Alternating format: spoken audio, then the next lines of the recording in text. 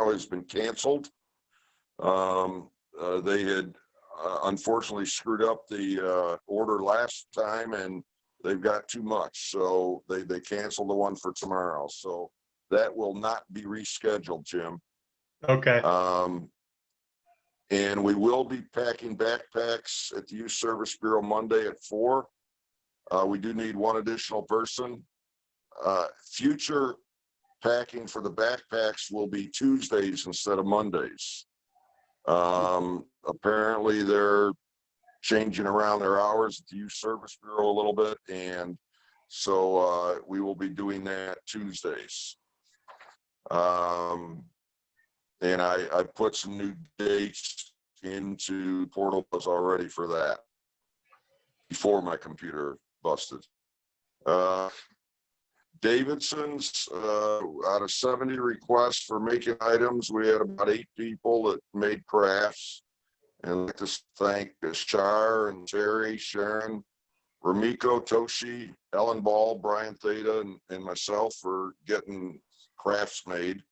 And again, we asked for people to work at the festival. We had 7 people that volunteered: Jim McCampbell, Jerry, Larry Saylor, Shar, Caleb, Terry, and myself for that. So we did get through it all, and it worked out well.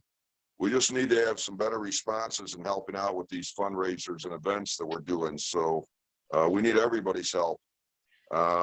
We ended up in sales and collection just under $400 for Riley Hospital and almost $100 to our service fund. So that it did work out well. Good news, we'll be having 1 meeting a month in person as long as conditions remain the same. We'll let you know as soon as we can determine which meeting that will be, but it'll be, hopefully it'll be a regular monthly meeting. You know, we're looking at trying to get it on the first Monday of the month, but we'll check it out and see what we can do. We're working on that. Gary, I've Yes. reserved Thursday, November 5th and Thursday, December 3rd at the Country Club. Great. All right. So yeah, the first Thursday. So that'll be great. So we'll put that out. We've got November 5th and December 3rd. That's fantastic.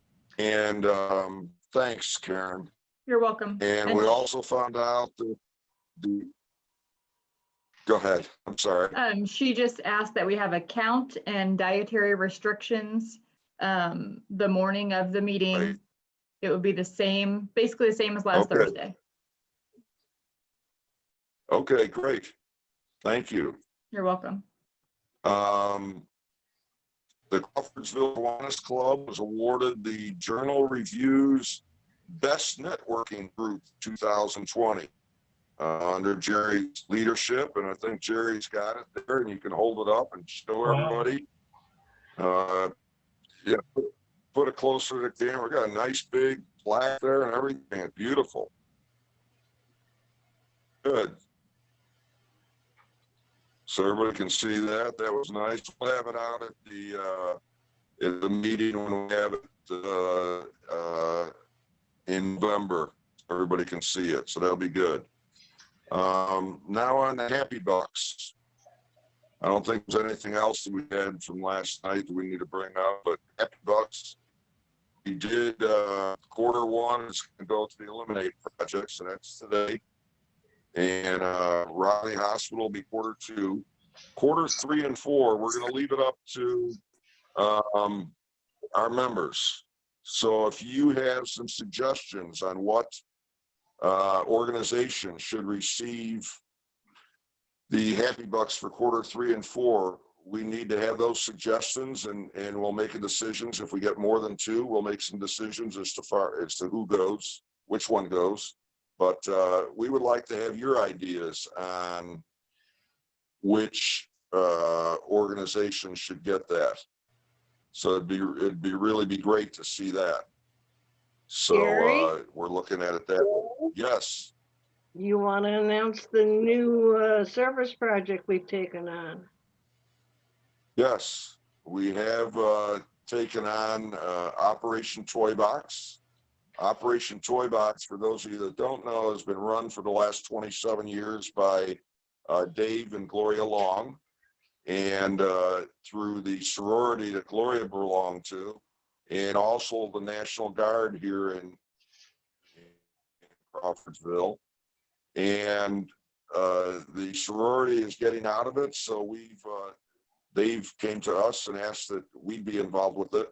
So we're going to take over the Operation Toy Box. And what that is people make applications. You may have seen through the Reindeer Project, they've had it in the paper here for the last few weeks, that the Youth Service Bureau is collecting names for the Reindeer Project.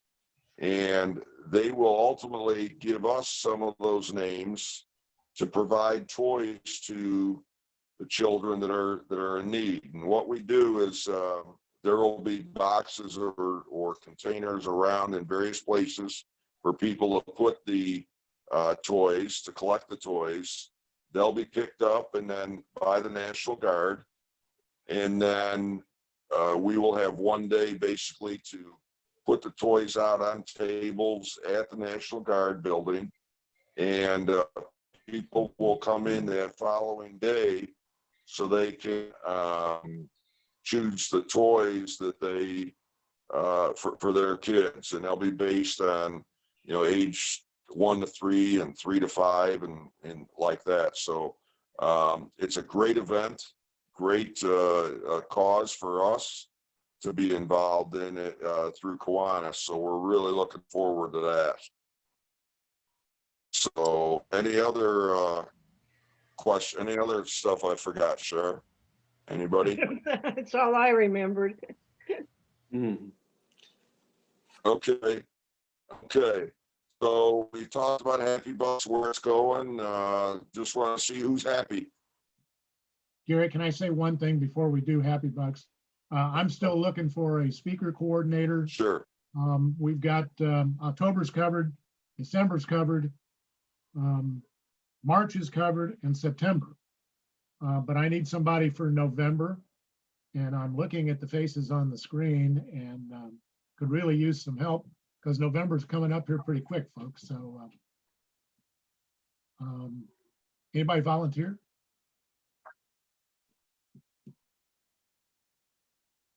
I see people disappear. The president can volunteer. I took a month when I was president.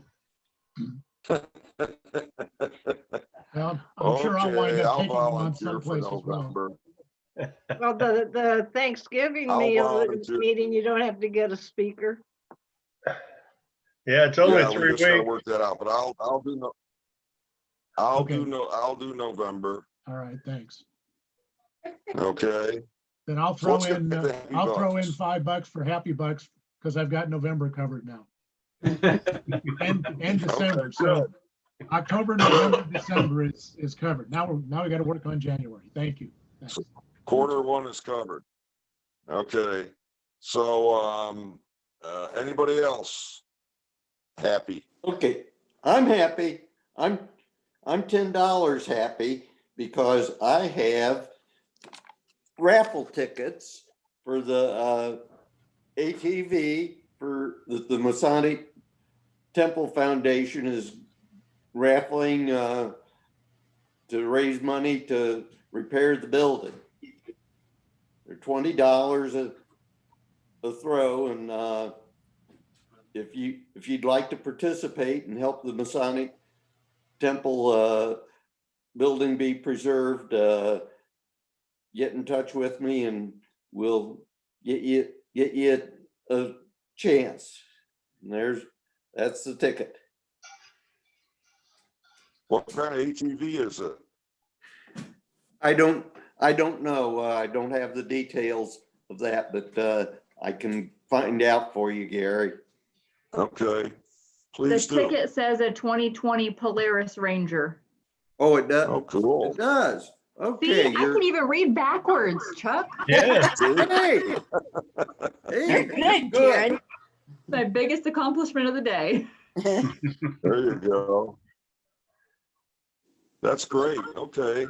We'll we'll look forward to that. Maybe we can put that into our bulletin or something too, Jerry. Help out some of the neighbors that we have. Anybody else happy? Okay. I guess I'm not too happy because I don't see our speaker yet, but we'll have to see what goes on there. But let's talk about this day in history. I'm following up from Jerry and those people before me. So on this day in 2004, and I'm going backwards, I'm going from the newest to the oldest. On this day, 2004, Martha Stewart began serving her sentence for lying about a stock sale. Reportedly, soon thereafter, prisoners at the federal prison camp started making crafty Halloween decorations. So must have worked. In 2001, less than 1 month after the 9/11 attacks, the Office of Homeland Security was founded on this day. 1945, President Harry Truman announced that the secret of the atomic bomb would be shared only with Britain and Canada. So I don't know, I guess they were told about it before it happened. In 1944, The Adventures of Ozzie and Harriet debuted on CBS Radio. I think a lot of us remember Ozzie and Harriet, but Karen, you probably don't, do you? You do? Okay. I was going to say a lot of us probably do remember it, but in 1918, Army Sergeant Elvin C. York killed 25 German soldiers and captured 132 all by himself. That's pretty cool. In 1871, this is one for all of us here. In 1871, the most devastating fire in the United States history burned. Any idea where it was at? Chicago. Chicago. Killed 1,200 people, lost their lives, and 2 billion trees were consumed by flames in a fire in Peshtigo, Wisconsin.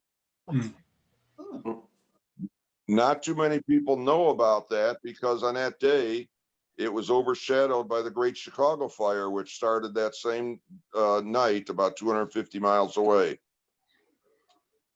So it was interesting because I knew about Peshtigo because I knew it had happened on the same day as the Chicago fire, but they lost a heck of a lot more lives and everything than in Chicago. So now we're supposed to have our speaker. Any idea, Jerry? You're on mute. Jerry, you're on mute.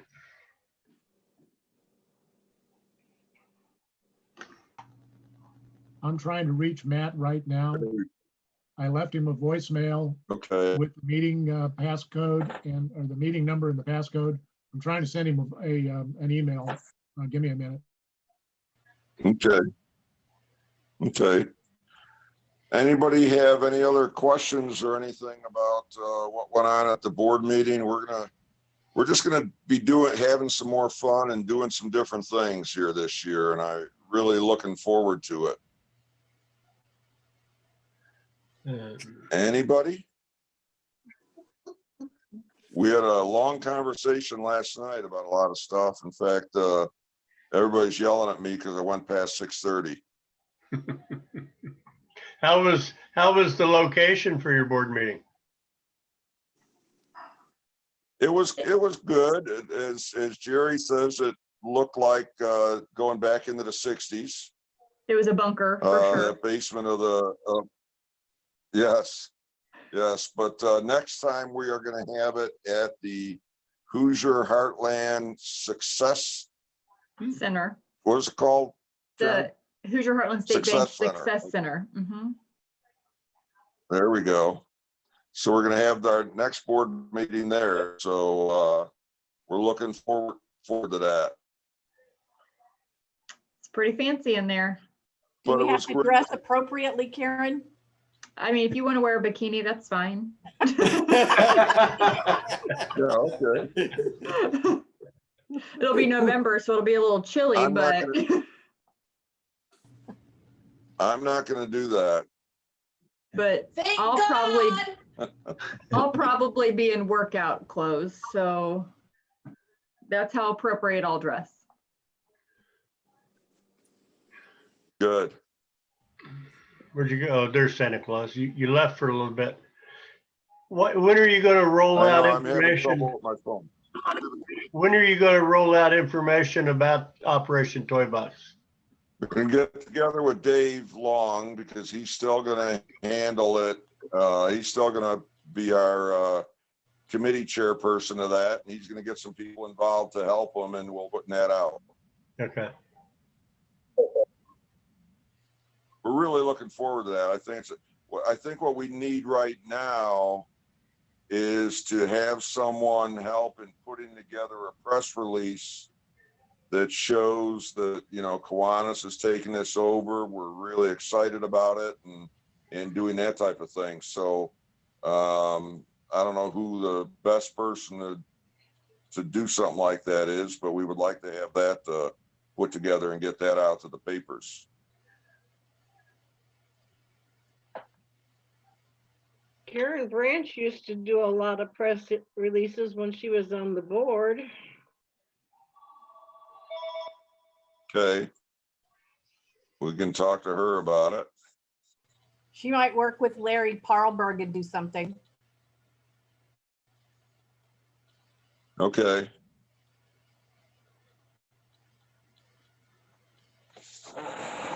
I'll talk with them.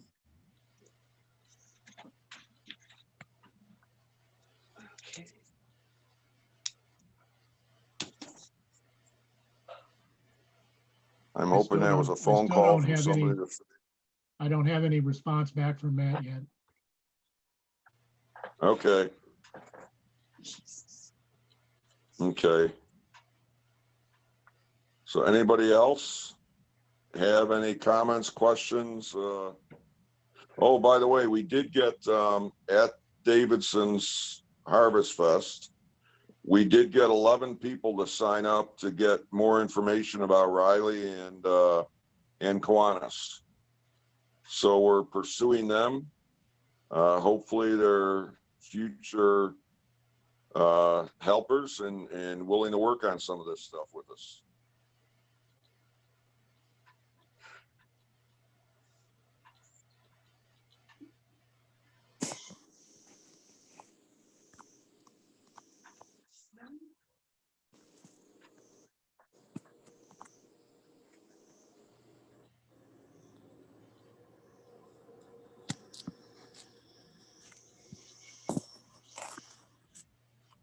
I just tried it again, it went to voicemail, so I think we might have to count him as a no-show for today. Gary, Okay. your no-show is not the first no-show we've had as speakers, so Right. it's happened in other meetings. Sure. I'm wondering if Matt maybe didn't send him the login information or something like that. Right. Didn't give them the new information, maybe. So I left an email for him as well as a voicemail. We can try to reschedule him later on. I was looking forward to Okay. hearing, what their update is about fall sports and the stadium and all that kind of stuff, but Right. I'm prejudiced. Right. Okay. Well, if there's nothing else, I guess we would adjourn. I have a suggestion. We did this at the Sun City West Club when a speaker didn't show. We had made arrangements with new members to present a biography about themselves, and then if the speaker didn't show, they would just stand up and talk about their career and why they wanted to join Kiwanis and what they were most interested in, just so we had a little something, and it gave the club a better opportunity to learn more about the new member, because not everybody in the clubs knows every new member as they come in. Right. That's cool. Another idea I was thinking of is the person who set up the speaker owes $50 to the service fund, right? No, that's a Should we tell Matt disincentive about- to take a month. Yeah, should we tell Mac about That's that exactly now? what I was gonna say, John. That's true.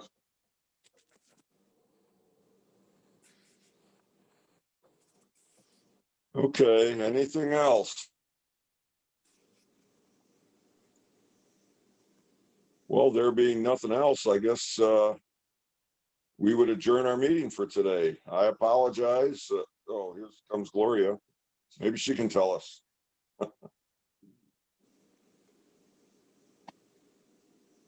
Gloria can tell us about the state of the real estate business.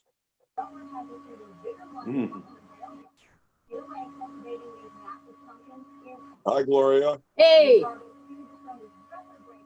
We were just trying to get through our meeting and we're almost done because our speaker didn't show up, but since you're here, we figured you could do the speaking. you did a lot of figuring for that. Yeah.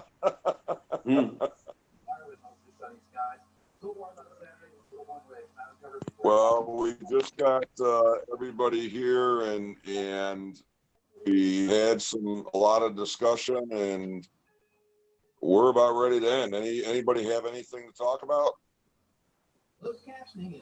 No. Okay. Well, we'll adjourn this meeting and hopefully next week we'll have everything fixed and we can do it all again. Sounds great. Thank you all very much. All right. Have a good Bye week, now. everyone. I know. Bye. Oh, wait a minute. There's Matt. Oh, it Oh, looks are like you kidding? Fudge and everybody's off. it looks like our speaker showed There's up. our speaker. There he is. Hey, Matt, So we've still got some people here. Hi, Matt. you're muted.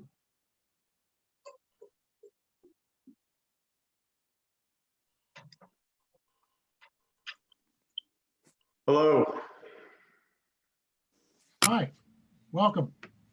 thank you. Just received a link a few minutes ago, so apologies for the delay. That's not your fault. That's on us. So I'm glad you could join us. Happy to do it. We have concluded the business meeting part of the meeting. Gary, who is the new president, he's listed as Santa Claus on your screen, is having network issues this morning. And so he's made me the co-host. I'll introduce our speaker. Matt Tanney is the athletic director and the director of college wellness, I believe, at Wabash College. So Matt, I'll turn it over to you.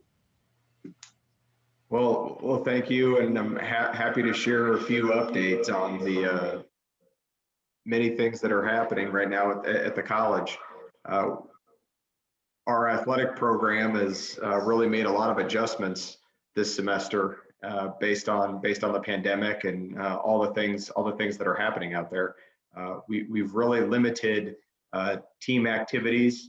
Our student athletes have adapted incredibly well, and we're operating in small group settings, and it's allowing our teams to continue to function in an environment where a lot of other places aren't even able to do anything. And so the approach has been really wide and variant among colleges at the Division I level. We're seeing a lot more competition than we are necessarily at the Division III level, but a lot of that is due to access to testing and the availability of tests for students. So I'm pleased with how our student athletes, how our coaches and our teams have adapted in an environment where there's really no competition.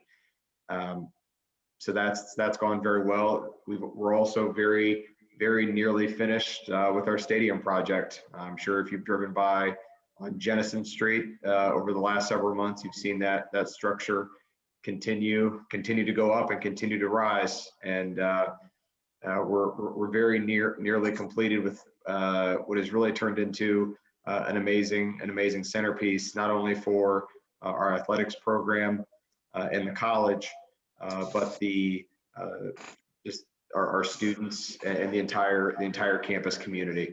So we're really excited about what the stadium can bring, not only from a recruiting standpoint, but when we do have the ability to resume competition again, what that means for campus and Crawfordsville. And it's been a long project. It's been a short process and a long process, both at the same time.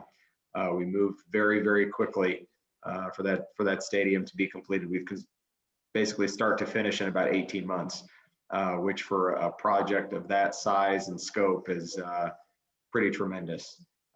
So it's gone very quickly, but it's also there's a lot of fine points and a lot of details that we're still hammering out on a stadium that size. So really looking forward to having some activity in that stadium soon, even later this semester for our students, as we complete a couple of last final details on the track and the turf surface, and we get that space ready for our students.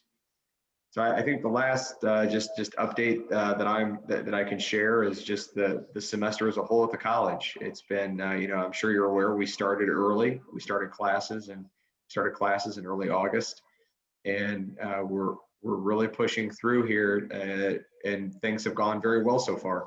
We've had a few instances here and there, but the campus community has been really committed to masking and distancing and good hygiene as a whole, hand washing, etc.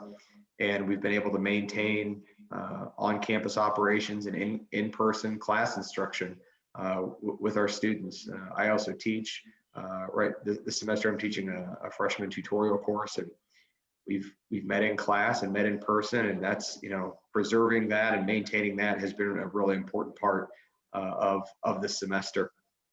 So that's encouraging. We have about 5-6 weeks left here this semester, and continue to hope for good health and safety for everybody. And then we'll send everybody home prior to Thanksgiving, and then reset for the spring semester. And hopefully the news continues to improve on vaccines and all those things, and gives us some more opportunities for more activity, more athletic competition, more contests heading into the spring semester, whatever that may look like. So those are just some of the I would say some of the big ticket things that are happening right now at the college, with our athletics program, with the football stadium, with the college as a whole. And I'm happy to answer any questions. Matt, President Feller spoke to us back in July, I believe it was, and he said that there was some consideration among the various schools of the conference that maybe they would do a spring football season. Is there any update on that? Not yet. A lot of our focus has been directed at winter sports lately, and winter sports certainly present some challenges as it relates to indoor activity, and the intensity of wrestling, for example. A lot of individual high contact sports, basketball, sort of in the same category. So we're working a lot right now on winter sports. Certainly spring schedules for fall sports remain a conversation piece too.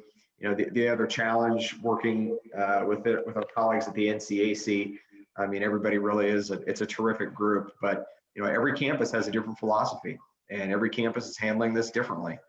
And our colleagues at DePaul and our colleagues at Kenyon and Oberlin are changing the way that they bring students back to campus. They're only repopulating about half of their campus. They may just have freshmen and sophomores on their campus and not juniors and seniors. And so there's such variance. Trying to come to consensus, even with a group of like-minded schools, can be a challenge sometimes.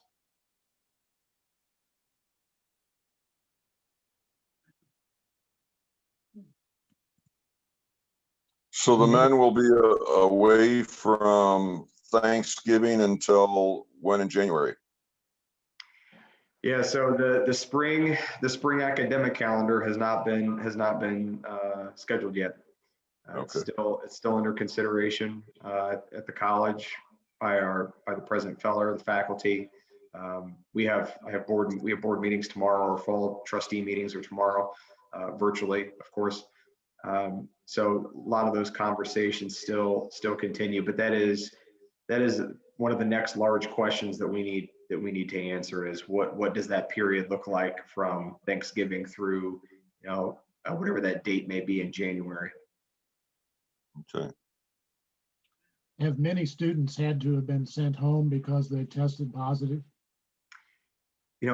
At the outset of the semester, I thought we did a really nice job of testing everybody before they re-entered campus. We had a pretty solid re-entry testing protocol that captured and identified anybody that needed to be addressed with a positive COVID case. We have isolation housing and quarantine housing set up on campus for students. Sometimes they will go home and take care of the quarantine from home and the isolation from home, or sometimes they will stay on campus and handle it from there. Our faculty have been really terrific in terms of making those accommodations and making those adjustments, working virtually with students that need that instruction while they're quarantining. But on the whole, for the last, I want to say 3 weeks, we've had no positive cases on our campus. We have a very active surveillance testing program where we're regularly testing students every week. And I think it's really a testament to the commitment we've had on campus in terms of the masking and the distancing. Our students take it really seriously, and we just haven't seen a lot of the challenges that a lot of our other campuses have faced are near us and around us. Franklin College announced last week that they moved all their classes to virtual instruction. And that was largely due to a positive spike in cases among student athletes. They had a large increase in student athlete positive cases, and it moved the entire campus to online instruction. So we've been very fortunate. We haven't had to encounter that, and the plan is that that continues here through mid-November. Matt, have there been any hospitalizations of any of the students for COVID? Not that I'm aware of.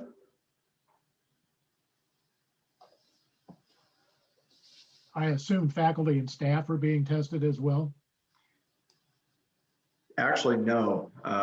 Really? Faculty and staff are not tested through the college program, but if faculty and staff need to be tested, there's a list of places that we have the ability to get that done. But our campus health services is a fairly small operation, and it's really intended to service our students and provide the best experience for them as possible, and take care of their health needs. So me, for example, if I start to feel like I'm symptomatic, there are a number of places around the state at its state testing facility, drive-in testing area, that I could get that addressed pretty quickly. We have the other thing we have is a health monitoring app that all students, faculty, and staff follow. It's a daily health check where you're regularly monitoring your symptoms. You're taking your temperature every day, and if you are healthy, you get a green check mark. that indicates that you're okay to go to campus and go to work that day. And if you're not, you need to stay home. So that's a big part of our operation, is people are regularly being mindful of their health and safety relative to symptom tracking. And we ask all of our students the same thing. So, for example, in my class, at least, before we start class, everybody presents their health monitoring app, green check mark that indicates they've taken their temperature and that they're in good health. And it's just become routine. It's become part of the daily habits on campus. Was that, Is that a contact? was that application? Oh, go ahead. Was that an off-the-shelf application, or was that something that that Wabash created themselves? Yeah, we built that internally. Is that a contact tracking app too, or? No, it does not. It does not get into contact tracing. We have an entire team on campus, and a large number of those people are actually coaches that serve in that capacity.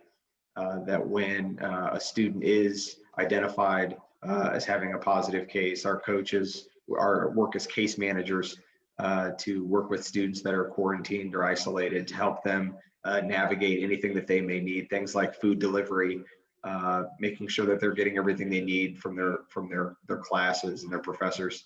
And then they also assist with contact tracing when that's necessary. Good. Oh, are there any other questions out there?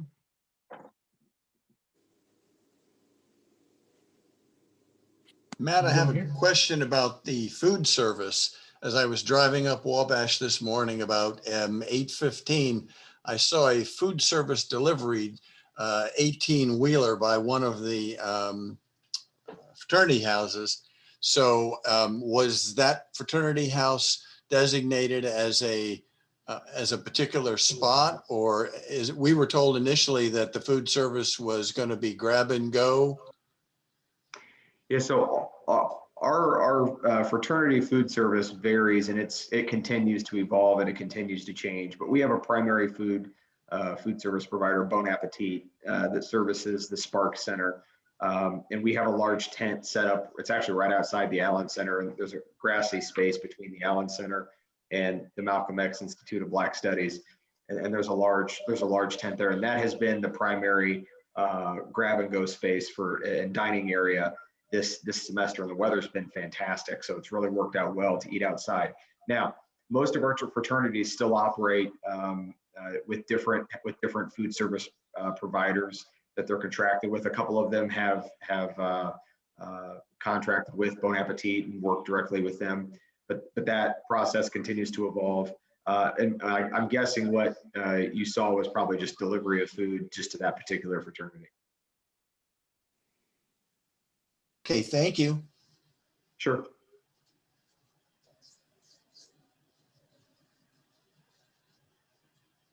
Anybody else? Any questions? Matt, thank you so much for being with us today. Really appreciate it, and it gives us some good feedback of what's going on in our community. So thank you again for being here. Yeah, I'm happy to do it anytime. Thank you. Thanks, Matt. Thank you. Okay, we were going to close it before, but I guess I do have a quote of the day like Jerry usually does. So the meaning of life is to find your gift. The purpose of life is to give it away, by Pablo Picasso. So that's how we should move forward. Wear your mask. Stay safe, everybody. Thanks. All right, everyone. Thank Have a you. good week. Bye. Thank you. I know.